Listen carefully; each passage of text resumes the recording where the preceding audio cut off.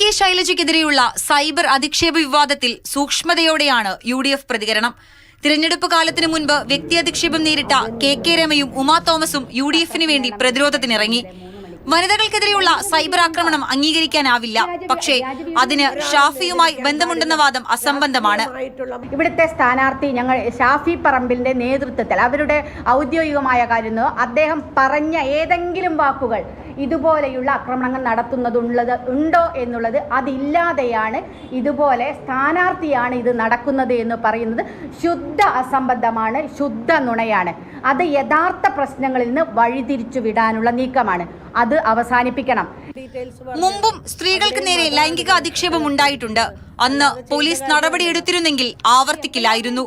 വിവാദം കൊണ്ട് വടകരയിലെ ജനങ്ങളുടെ തീരുമാനം മാറ്റാനാകുമോ എന്നതാണ് UDF ശ്രമമെന്ന് ഷാഫി പറമ്പിൽ. എന്നിട്ട് അതിന്റെ പേരിൽ ഈ തെരഞ്ഞെടുപ്പിന്റെ വടകരയുടെ തീരുമാനത്തെ മാറ്റാൻ കഴിയുമോ എന്ന് പരിശോധിക്കുകയാണ്. അവിടെയാണ് എനിക്ക് നിങ്ങളോട് അഭ്യർത്ഥിക്കാനുള്ളത്. ജാഗ്രതയോടെ ഇടപെടണം. ഫീൽഡിലും നവമാധ്യമങ്ങളിലും ഫോണിലുമെല്ലാം.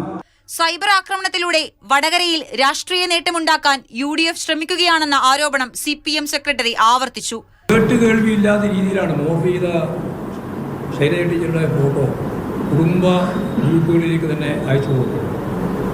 വളരെ അവമാനകരമായ കാര്യമാണ്.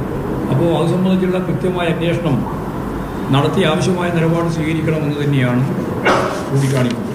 അതേസമയം കെ ശൈലജയ്ക്കെതിരെ വ്യാജ പ്രചാരണം നടത്തിയെന്ന പരാതിയിൽ മുസ്ലിം ലീഗ് നേതാവിനെതിരെ പോലീസ് കേസെടുത്തു. ന്യൂമാഹി UDF ചെയർമാനും പഞ്ചായത്ത് അംഗവുമായ TH അസ്ലമിനെതിരെയാണ് കേസ്. വാട്സ്ആപ്പ് ഗ്രൂപ്പിൽ വീഡിയോ പങ്കുവച്ച് നാട്ടിൽ കലാപമുണ്ടാക്കാൻ ശ്രമിച്ചുവെന്ന വകുപ്പ് ചേർത്താണ് കേസെടുത്തത്. മാതൃഭൂമി ന്യൂസ്, കോഴിക്കോട്.